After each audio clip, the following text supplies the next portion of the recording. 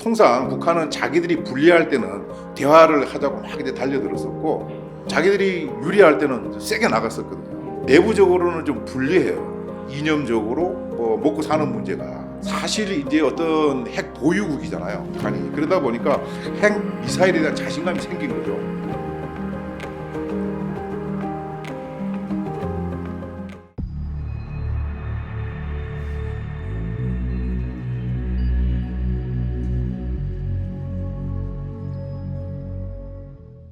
네, 안녕하세요. 오늘 웅달 책방과 함께 하게 될 고성균의 장군mon군 유튜브를 운영하고 있는 예비역소장 고성균입니다. 바뀌었다고 볼 수 있는데 궁극적으로는 이제 안 바뀌었다고 저는 봐요. 그렇군요. 예. 그런데 이제 좀 강도가 세진 거죠.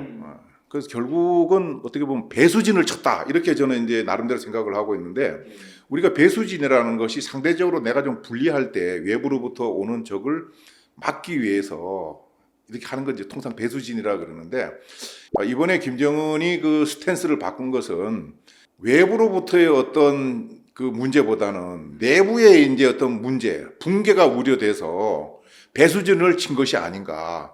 바깥으로 못 나가게 이제 이렇게 생각을 하고 있어요.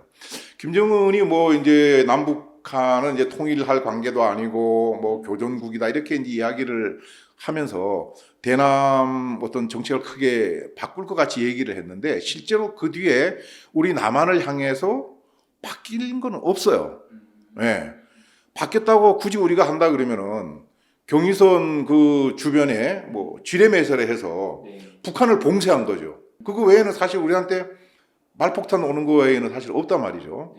대신 안쪽, 북한 안쪽을 향해서는 지금 많은 것을 요구를 하고 있어요. 그 중에서도 이제 보면은 대남 강경책을 하는 것 같은데 실제로 한 건 없고, 북한 내부를 향해서 소위 그 20 곱하기 10 정책이라는 걸 지금 하겠다 그러는데, 그게 매년 20개 군에 공장을 지어갖고 10년 안에 북한에 있는 인민들이 잘 먹도록 해주겠다, 이거예요. 그럼 잘 먹도록 해주는 것이 뭐냐? 기초적인 어떤 물질을 제공하겠다 그러는데, 그 탈북민한테 제가 물어봤어요. 기초적인 김정은이 얘기하는 게 뭡니까? 그랬더니까 간장된장을 얘기한다는 거예요. 간장된장 공장을 만든다는 거죠. 그것마저도 지금 못 주고 있다 보니까 문제가 되고 있는 거. 식량이 제대로 공급이 안 되니까 주민들이 불만이 있을 거 아니에요. 물론 안 준 지는 오래됐지만 워낙 심하니까. 거기에다가 이제 더 큰 거는 우리 남한의 문화가 유입이 돼갖고 북한의 젊은 사람들이 많이 이념적으로 무너져 있다는 것이죠. 그런데 이념적으로 무너져 있고 식량 때문에 내부적으로 부르르 끓고 그러다 보니까, 야, 이거 안 되겠다. 남한하고 계속 관계를 갖다 보면은 남한을 점점 좋아할 것 같으니까, 야, 막아. 그래서 우리 구한말의 흥선대원군이 쇄국 정책을 펼쳤던 것처럼 이제 그런 배수진을 쳤다고 저는 보는 겁니다. 예. 그래서 북한은 사실은 크게 변한 게 없다. 통상 북한은 자기들이 불리할 때는 대화를 하자고 막 이제 달려들었었고, 자기들이 유리할 때는 세게 나갔었거든요. 그 지금 어떻게 보면 내부적으로는 좀 불리해요. 이념적으로 뭐 먹고 사는 문제가. 그러니까 이거 단속하기 위해서 일단은 배수진을 딱 쳐놓고 밖에 못 나가게. 그 다음에 사실 이제 어떤 핵 보유국이잖아요, 북한이. 그러다 보니까 핵 미사일에 대한 자신감이 생긴 거죠. 그리고 최근에 이제 우리가 러우 전쟁 때문에 본의 아니게 이제 그 신냉전 구도가 만들어지다 보니까 이런 여러 가지 국제 정세도 김정은이가 볼 때는 나한테 유리하다. 거기다가 트럼프도 들어올 것 같이 이렇게 하니까 좀 강하게 나가는 것이다, 이렇게 생각이 돼요. 이제 제가 이제 말씀드렸던 건 이제 전면전 같은 거는 쉽게 이제 나올 수는 없는데, 국지도발이라는 것은 우리가 6.25 전쟁 전부터 지금까지 수없이 있어 왔어요. 근데 우리가 먼저 한 적은 없어요, 제가 알기로는. 북한이 도발을 하니까 우리가 거기다 응징하느라고 한 두세 번 정도 한 거지, 우리가 한 건 없다. 북한은 항상 국지도발을 할 우려가 있다. 그래서 이제 그건 지금도 마찬가지죠. 그래서 앞으로도 이제 그 북한이 할 수 있는 국지도발은 우리가 제일 취약한 데가 이제 서해 NLL이죠. 사실은 뭐 금이 정확히 없다 보니까 또 우리가 거는 NLL하고 김정은이가 생각하는 경계선이 다르다 보니까 마찰 요소가 있다는 거죠. 김정은 입장에서는. 그래서 이제 그 서해 NLL이 어떻게 보면은 가장 좀 위험한 그런 국지 도발이 일어날 수 있는 곳이고, 그 외에도 이제 사실은 그 비무장지대, 여기도 이제 과거에 보면은 우리가 전단 살포하고 할 때 글로 이제 우리가 확성기 방송하고 할 때 그리로 이제 그 포를 쏘고 이런 적도 있었거든요. 그래서 서해 NLL, 그 다음에 이제 우리 휴전선 일대 이런 데는 여전히 국지 도발의 가능성은 있다. 예.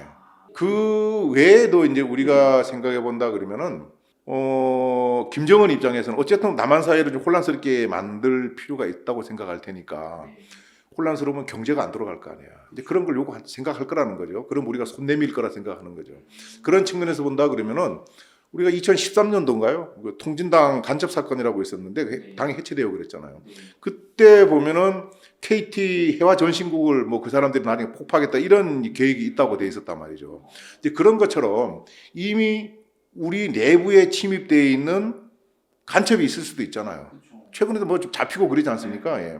그런 사람들을 활용을 해서 어떤 우리 중요 시설이라든지 그런데 그 어떤 도발을 감행할 수도 있고, 그 다음에 이제 우리가 그 흔히 생각할 수 있는 이제 그 사이버 도발 같은 거, 이것도 이제 도발인 거죠. 그런 것들이 아마 다 가능하리라고 생각을 합니다. 예. 우리가 이제 북한 핵 미사일 도발에 대응해서 가만히 있으면 안 되잖아요. 그래서 이제 3축 체계라는 걸 만들어 놨는데 3개 축으로 됐다는 것이죠. 그 1번 축이 이제 킬체인, 2번이 한국형 미사일 방어 체계, 우리가 KAMD라고 그러는, 3번이 대량 응징 보복, KMPR이라고 하는 것인데, 킬체인이라는 것은 미사일이 발사되기 전에 우리가 먼저 이 움직임을 감지를 해서 쏘는 것이 명확하다, 이렇게 이제 인지가 된다 그러면 이것을 쏘지 못하게 이제 선제 타격을 하겠다는 개념이거든요. 결코 쉬운 건 아니죠. 특히 이제 이게 과거에 그 북한이 핵 미사일을 액체 연료를 주입할 때는 우리가 주유소에 가고 기름 넣으려고 그러면 시간이 걸리잖아요. 그 훨씬 많은 시간이 걸렸단 말이죠. 근데 지금은 고체 연료를 쓴다 그러니까 내가 출발하고 싶으면 주유소에 가서 10분 동안 기름 넣는 게 아니고 어젯밤에 집에서 전기로 배터리 충전해서 바로 가버린다 이 말이죠. 그러니까 이제 고체 연료를 쓰기 시작하면 사실 사전에 식별한다는 것이 쉽지는 않아요. 그럼에도 불구하고 우리는 이제 그걸 이제 준비를 해야 되는 거죠. 그렇게 하기 위해서 이제 우리가 작년에 정찰 위성도 하나 올리고 그랬는데, 그걸 이제 내년까지 5기를 이제 올린다 그러니까 이런 걸 올려서 이제 그런 것을 이제 잘 들여다 이제 보고 사전에 경고를 할 수 있도록 이제 해야 되는 거죠. 예. 두 번째가 이제 우리가 그렇게 선제 뭐 킬체인을 했는데도 불구하고 이게 다 뭐 해결이 안 될 거 아니에요. 100%라는 건 없으니까. 그러면 일부 이제 날아서 이제 미사일이 온다 그러면은 이거 우리 땅에 떨어지도록 놔두면 안 되니까 해결해야 될 거 아닙니까? 공중에서. 그래서 이제 이때 한국형 미사일 방어 체계로 이것을 요격해서 떨어뜨리겠다는 거죠. 공중에서. 그 지금은 이제 일부 그 패트리어트 미사일이라든지 우리 이제 일부 방공 무기하고 그 다음에 이제 우리가 아는 사드, 이걸 갖고 좀 미국하고 같이 하고 있는데, 한국형 미사일 방어 체계는 이제 우리 스스로도 이제 그걸 만들겠다. 이렇게 해서 이제 뭐 대략 고도 30에서 50km에는 뭐 청궁2라든지 그 이상에는 뭐 이제 LSM이라고 지금 개발하고 있는데, 뭐 이런 거를 이제 개발을 해갖고 우리 자체적으로 미국하고 자꾸 한다 그러니까는 주변 국가들이 자꾸 이제 뭐 시비 걸고 그러니까 자체적으로 북한의 미사일을 요격할 수 있는 것을 만들겠다. 이게 이제 두 번째 이제 한국형 미사일 방어 체계고, 세 번째가 그렇게 했는데도 불구하고 뭐 떨어질 수도 있고 또 안 떨어졌다 하더라도 우리 가만히 있으면 안 되잖아. 그래서 우리도 오케이, 맞은 것만큼 돌려줄게. 대량 응징 보복을 하는 거죠. 예, 그걸 하기 위해서 이제 우리가 핵을 우리는 지금 개발할 수 없는 상황이다 보니까 전술 핵급에 가는 현무 계열의 어떤 미사일을 개발을 해갖고 북한의 주석궁이라고 부르는 그런 걸 포함해갖고 중요 목표들을 초토화시키겠다. 이런 것을 이제 구상하고 준비하고 있는 것이 삼축 체계라는 거죠.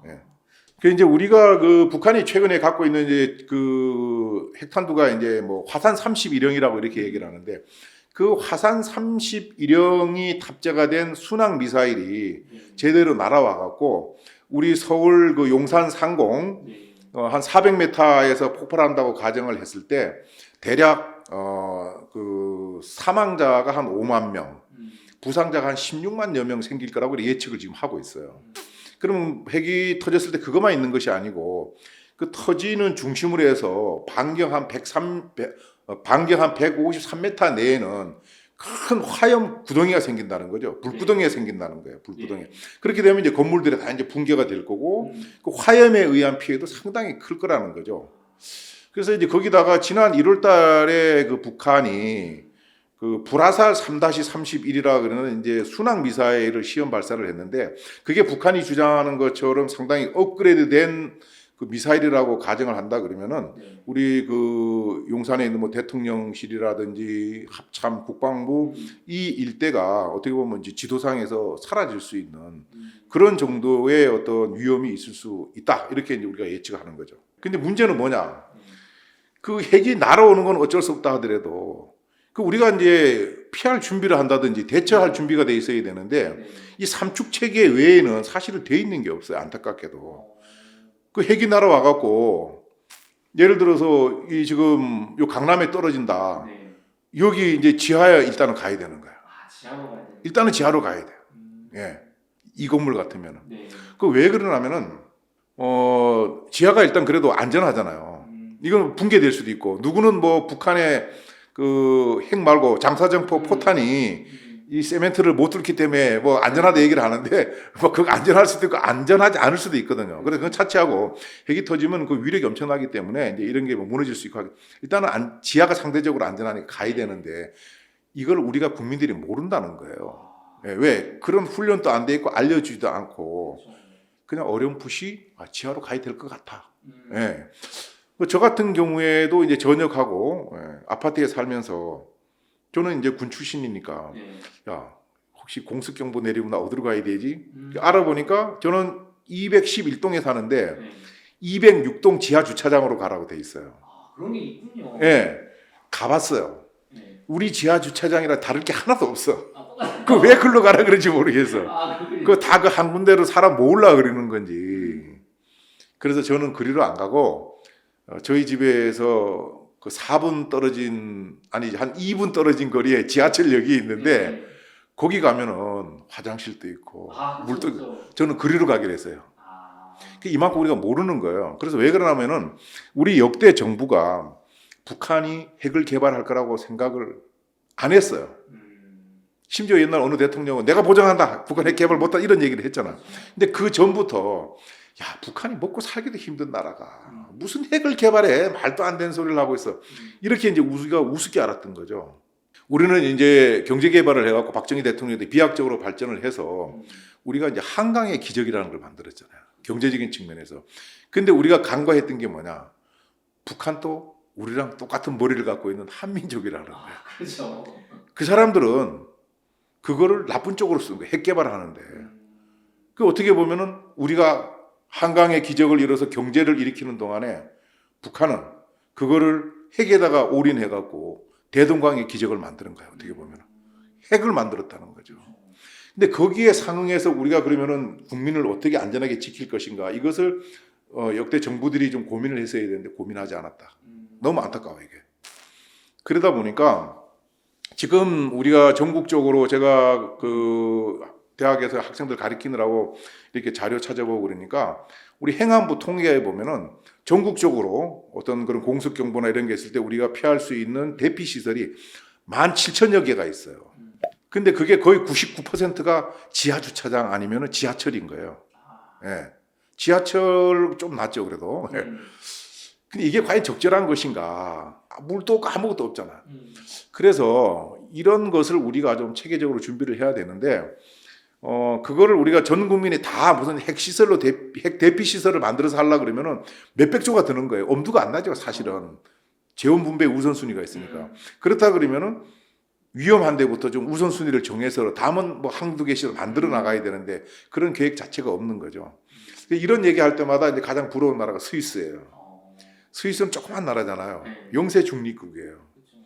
무서운 나라들하고 좀 멀리 떨어져 있어요. 물론 2차 세계대전 때 독일 옆에 혼이 났지만은 그런데 거기는 전국에 그 좁은 국토 전국에 30만 개가 있는 거예요. 핵 대피 시설이 아. 30만 개. 그리고 일반적인 우리 이제 그 방공 시설 같은 거는 큰 병원이라든지 주택 단지 주변에 국민의 114%가 들어갈 수 있도록 준비되어 있어요. 아마 제가 추정컨대 14%는 관광객이 아닌가 이런 생각하는 거예요. 예. 그렇게 철저하게 준비를 하고 있다는 거죠. 우리가 그렇게까지는 못한다 하더라도 스위스보다 우리가 훨씬 위험한 데 있잖아요. 그렇죠. 그런 거에 앞으로 우리가 좀, 야, 북한 핵 개발해서 무섭다, 큰일이다, 이것만 하지 말고 네. 이걸 우리가 어떻게 국민들을 안전하게 지킬 것인가 하는 거에 좀 네. 관심을 가졌으면 좋겠다 하는 말씀을 드리고 싶습니다.